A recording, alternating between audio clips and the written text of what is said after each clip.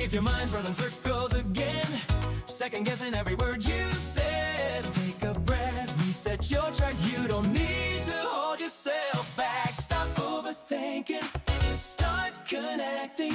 Confidence rising. All right, it's Friday. Welcome to another episode of Confidence Maxing Live. It is so good to see you. It's so good to be here. So let's hop into what we're going to talk about today. We're going to be talking about how being relaxed makes you better, sales terminators, and more. So our first story today, I'll pull it up here.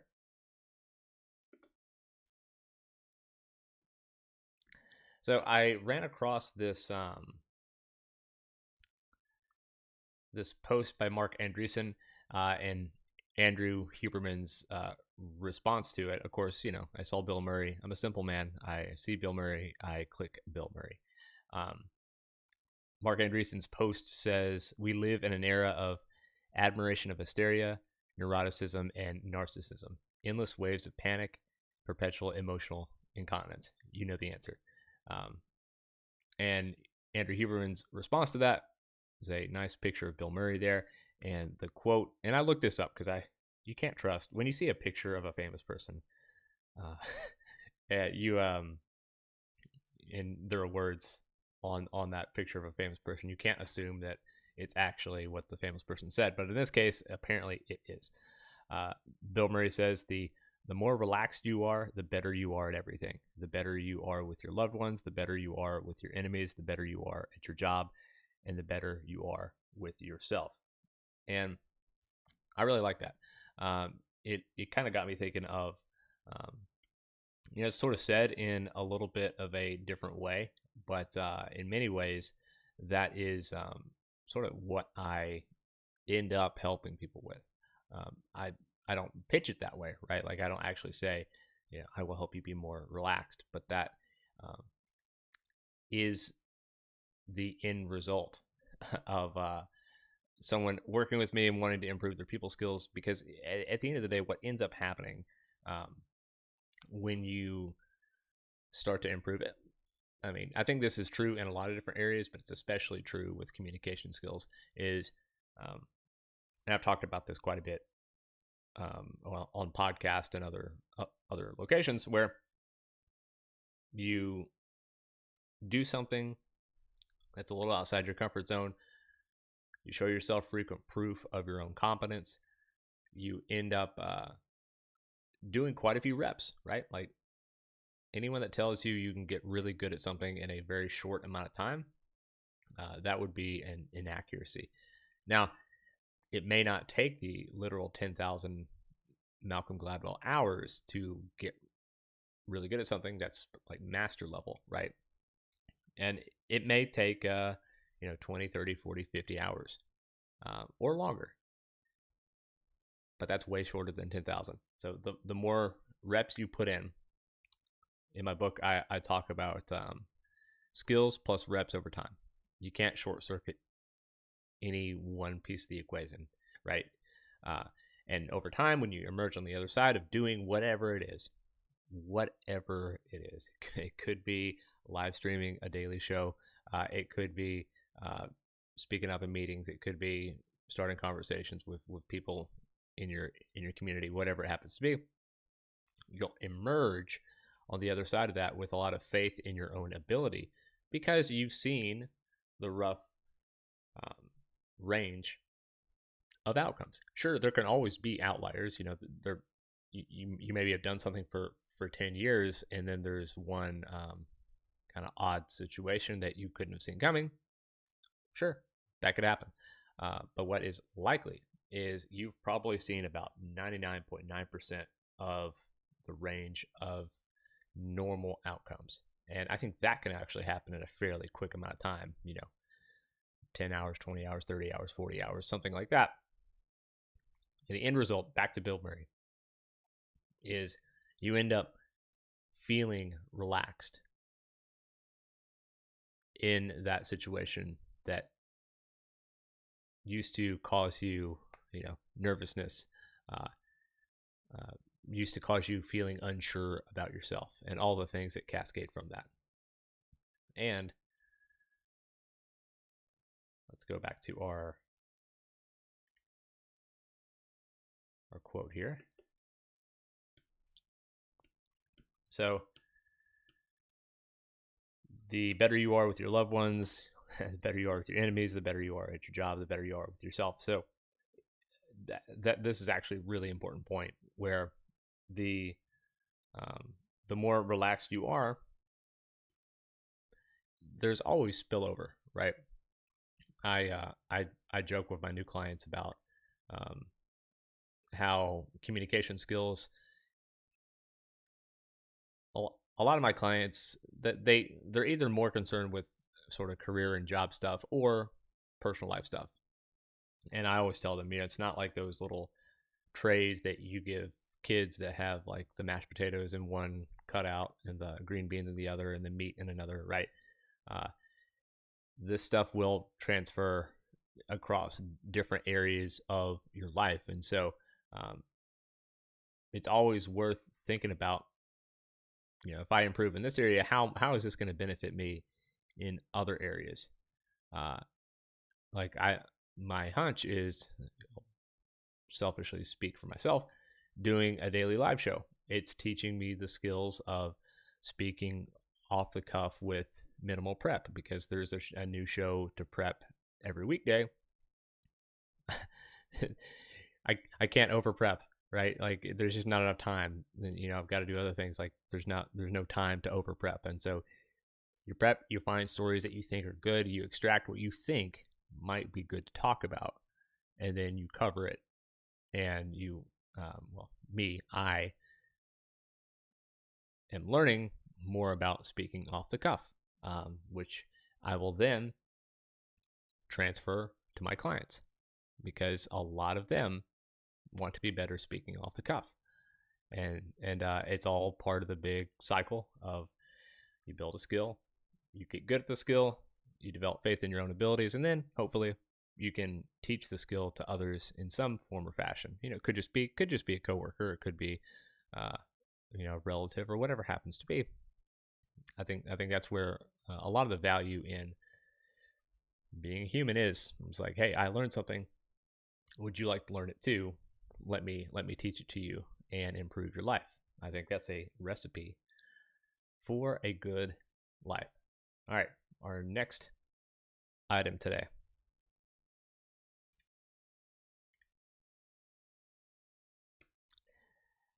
All right, our next item is chatbots excel at manipulating people into buying things. This is from Thomas Claiborne at the Register. So I saw this, and I knew pretty much immediately this is going to be something that was worthwhile to cover, but I think I can cover it from a non-obvious angle here. So what they basically found, I'll give you the Cliff Notes version here.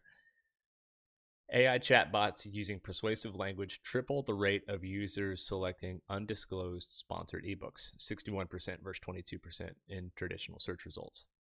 This is a study out of Cornell, commercial persuasion in AI mediated conversations. They tested it on 2,000 participants browsing Kindle ebook catalogs with various models. And the interesting part to me was, you had 61% with an chatbot recommending sponsored books, right? Like, what about if the user knew that the chatbot was recommending things and it was sponsored? You would expect the percentage to go way down, wouldn't you? Well, here's the thing. Still 55% selection rate. So it dropped from 61% to 55%, 55.5. And what I think is interesting about this specifically is, I'm not sure where you are in terms of using AI, relying on AI. I'm sort of at the frenemy stage. where it's incredibly useful. It's incredibly useful. And I think how people are using it, like the first level of how people are using it, they're using it as a sort of a Google replacement, right? A search engine replacement. I think I read somewhere that Google's, like, just traditional search was down something like 20%. Again, that's just from my memory. And I don't think it's factoring in that Google also has their own AI. So that obviously, is it really down 20% if Google also has AI that's populating search results? I don't know. But people are using AI, at least this is how I use it, where I need to know something really specific, where I'm looking for a very particular kind of thing, or I don't want a lot of this stuff, and then I can just input it into Perplexity or whatever it happens to be, and then it scans 20, 30, 40, 50 different results and gets me the option. So in the back of my wonderful office here, these lights up here, and if you're listening on podcast, they're just lights that shine down on a couple of the posters I have. One poster is of Confidence Maxing, my book. Ooh, look at that. Isn't that pretty? I put off buying the lights because I would get served these ads across various platforms, and it just seems like, in my opinion, there's just like a ton of different options. Most of it look like sort of junk, because it would be the perfect thing to spin up in some factory somewhere, and just there would be a wide swath in quality. This is probably a good way to put it. And so I used AI, like, hey, find me this, find me lights that can hang above posters. I need the lights to be dimmable because it's going to be on camera. A lot of times you need lights to be lower than you think on camera, depending on your setup. The lights need to detach to be magnetic. They need to have different color profiles so they can go from warm to medium to cool, right? And it scanned something like 20 or 30 different results and got me specific ones that were available on Amazon so I could get Amazon Prime. And so how long would that have taken me? And from a cognitive perspective, how annoying would that have been to go through and look at all the options? Because I'd already done a little bit of that, and I was like, I don't like this. This is just, there's so many options. AI was able to spit it out in 2 or 3 minutes, and that's with me perusing through the different results. And so I think how a lot of people are using AI at a very base level is they're using it as a Google replacement. And so what's also happening here, kind of behind the scenes, is that the more you sort of interface with AI, I think whether you mean to or not, I think it would be easy to start trusting AI maybe a little bit more than you should. Because think about it. Think of some of the past stories we've covered on the show. We've covered AI companions, friendship as a service. I wrote about friendship as a service in my book. A lot of people use ChatGPT and other similar chatbots for advice in some form or fashion. And I think when you start to add in, because probably where we're going to see this go in the future is there's probably going to be some form of advertising in AI. There's going to be some form of sponsored result. I think the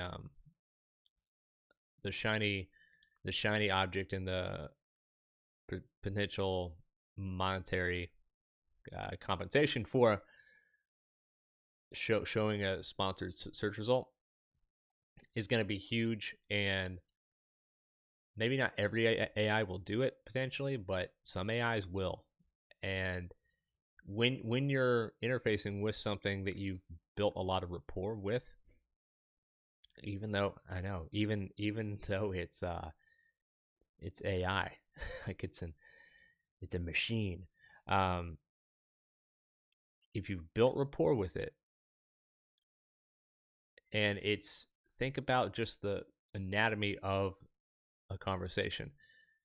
What do? They agree with you a lot. They're, in some cases, sycophantic. Oh, that's a great idea. You should totally start a bee walking service where you can tie little harnesses to bees and you can walk them around. It's like, no, that's a terrible idea. Rapport is built, and then it becomes very easy for the user to be suggested products. And so I would be very wary of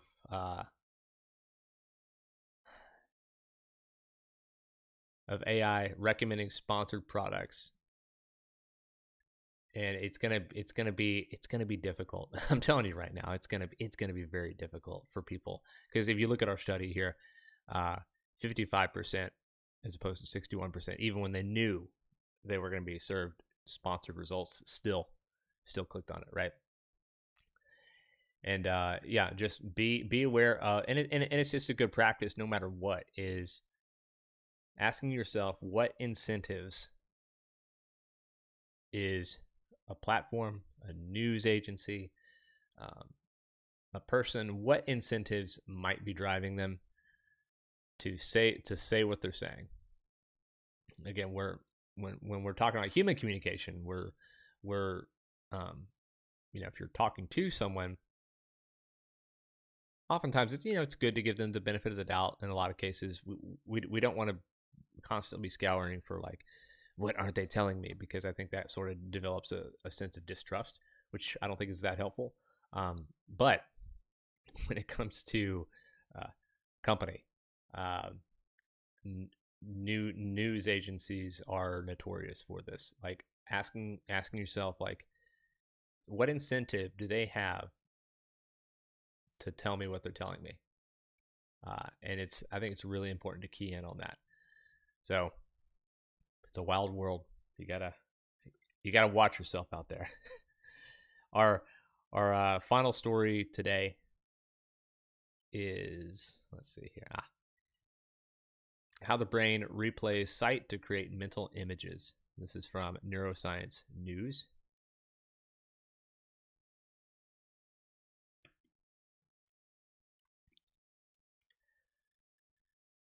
All right, let's get it pulled up here.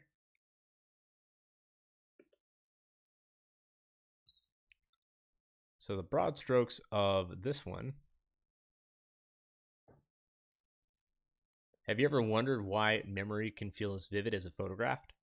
Now, for some people that's true. Other people have a hard time with visual recall. A groundbreaking study has cracked the neural code behind visual imagination by recording the electrical activity of individual neurons in patients with implanted electrodes. Researchers discovered that imagining an object reactivates the same exact brain cells used to see it in the first place.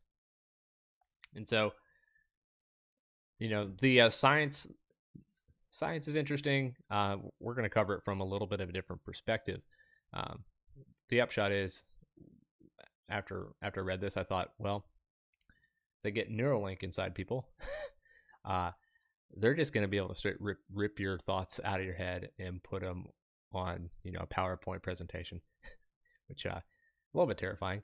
But I think the angle in which I thought of when I saw this was simply how important visual language is, and because we a few days ago we covered a story by George Mack on the worst phone call ever received, and he started off the story by saying, "Imagine this." Talking about like a farmhouse and all that kind of thing. And so this relates back to telling stories, and it relates back to any time you have an opportunity to paint a visual for people, take it, like, do it.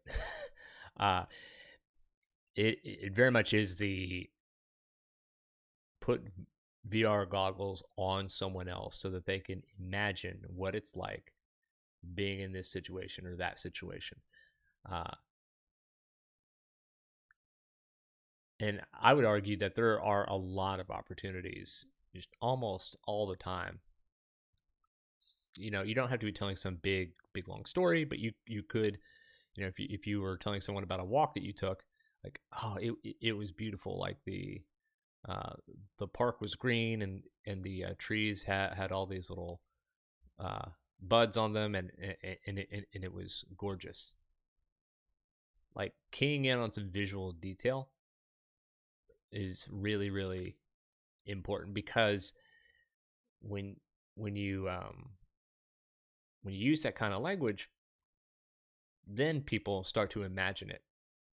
I've used the idea that when you're telling a story, you're communicating. In many ways, you're sort of a mental projectionist in someone's mind. You know, you've got the projection. You're casting a picture up on their mental movie screen, and that immediately involves more of their senses in the story that you're telling, or the anecdote that you're telling, or the little small thing that you're communicating to them. And so, how do you do this, or how do you set the table, rather, where you're like, oh, you know, I don't really communicate in these terms. I usually give the itinerary or whatever it is. The easiest first step is going to be just, like, if I were you, I would write down some visual things about what's going on in your environment. Could be that you take a walk every day. Maybe you do something else. Start focusing on, hey, well, if I was describing this later, how would I describe this? Again, skills plus reps plus time. You've got to develop the skill of, oh, well, okay, I write down what all this stuff looked like. You get reps of, like, oh, well, maybe I could explain it this way. Maybe instead of saying the building was gray, which is kind of depressing, maybe I say, oh, this building was silver and it was towering over me. Oh, wow. You know, it's already better. And just do that over and over. I think if you did that for 2 weeks every day, your awareness will be tuned where you would naturally start to describe things in a more visual way.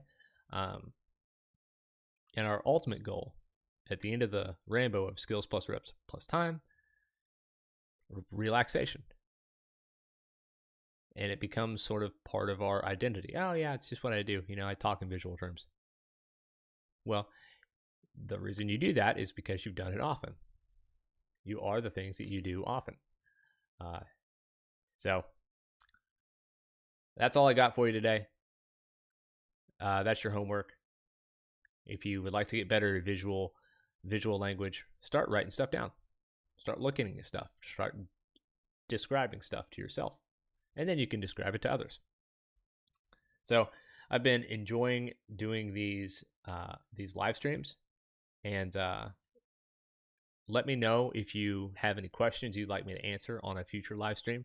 I would love to do a Q&A at the end of some of these live streams as we go along. I won't be doing shows over the weekend, but I'll be back again on Monday. This is day 10 of my April experiment where I'm doing this live show. And I've enjoyed it quite a bit. So I think I'm gonna keep doing it. All right, you know what's coming next. I'm gonna play you out with the jingle. Has it gotten burrowed inside your brain yet? Do you hum it while you do dishes? I know I do. Stop overthinking. Start connecting. Confidence maxing live.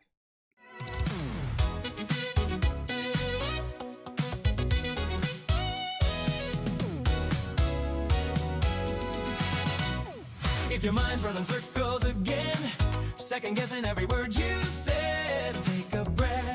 reset your track. You don't need